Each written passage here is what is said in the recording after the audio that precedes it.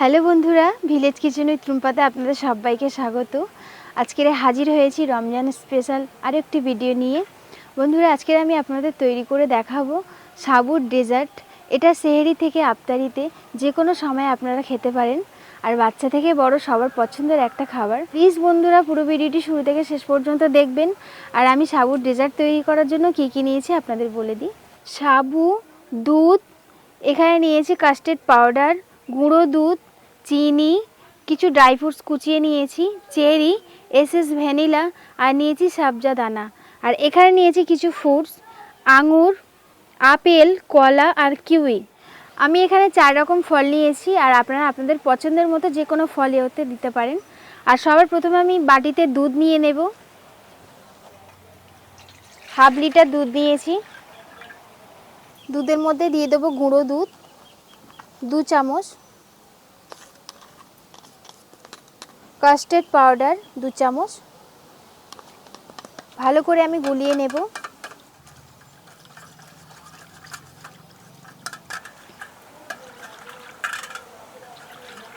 ভালো করে গুলিয়ে নিয়েছি, এবার উনুনটা জ্বালিয়ে নেব।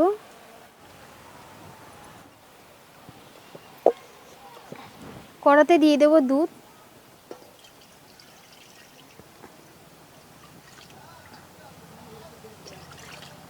দুধটা আমি ভালো করে ফুটিয়ে নেব।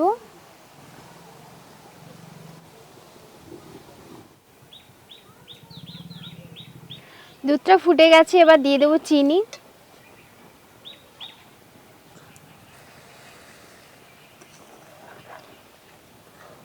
চিনিটা দিয়ে আরও 2 মিনিট ভালোভাবে ফুটিয়ে নেব।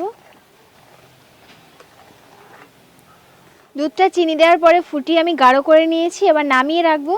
তারপর আমি সাবুদানাটা সিদ্ধ করে নেব।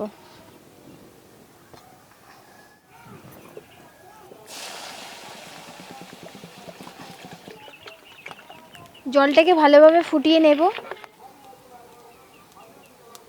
জলটা ফুটে গেছে, এবার দিয়ে দেবো সাবুদানা। সাবুদানাটা আমি সিদ্ধ করে নেব।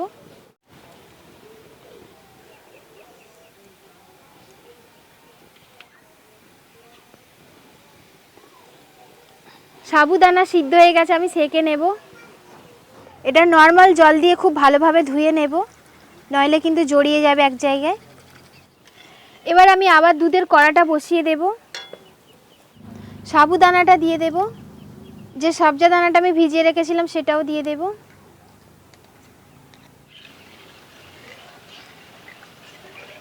এবার দিয়ে দেবো 1 চামচ এসএস ভ্যানিলা।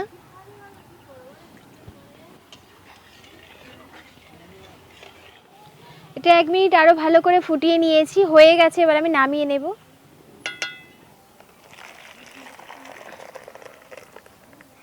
এটা একটু ঠান্ডা হোক, আর আমি যে ফলগুলো নিয়েছিলাম কুচিয়ে নেব। প্রথমে আঙুরটা 2 চালা করে নেব।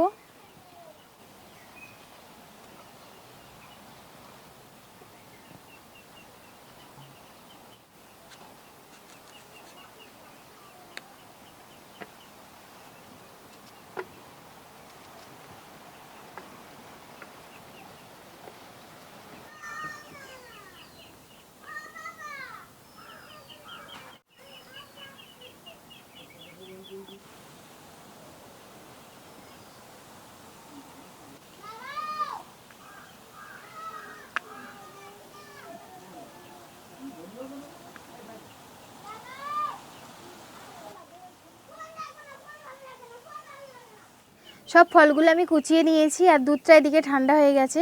দুধের মধ্যে দিয়ে দেবো আপেল,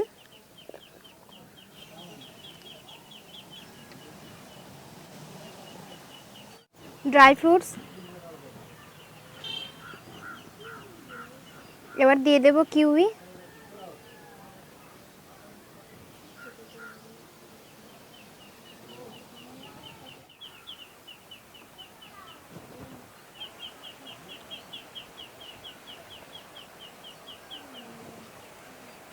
বন্ধুরা সাবুর ডেজার্ট আমার কমপ্লিট হয়ে গেছে আর দেখতে দেখুন কত সুন্দর লাগছে। তাহলে বলুন খেতে কত সুন্দর লাগবে। আর আমরা সারাদিন রোজা রাখার পর ইফতারি বা সেহেরিতে এরকম ডেজার্ট থাকবে আর কোনো কথাই থাকবে না। আর সারাদিন রোজার পরে এই রকম ডেজার্ট খেলে আমাদের শরীরের পক্ষে খুব উপকার। আর আপনারা যারা এইভাবে বাড়িতে তৈরি করেননি অবশ্যই একবার তৈরি করে দেখবেন খুব সুন্দর খেতে লাগে। এটাকে আমি এখন খাবো না, যেহেতু আমি রোজা রেখেছি। এটা আমি ফ্রিজে 4 ঘন্টার মতো রেখে দেবো, তারপরে ইফতারের সময় বের করে আমরা সবাই মিলে খাবো। যে ভিডিওটি ভালো লাগলে অবশ্যই একটা লাইক করবেন। আর আমার চ্যানেলে যারা এখনও নতুন প্লিজ সাবস্ক্রাইব করবেন, পাশে থাকা বেল আইকনটি অল করে রাখবেন আমার নতুন ভিডিও সবার আগে দেখার জন্য। আজকের এর মতো এখানেই শেষ করছি। ভালো থাকবেন, সুস্থ থাকবেন, দেখা হবে আরও কোনো একটা নতুন ভিডিও নিয়ে।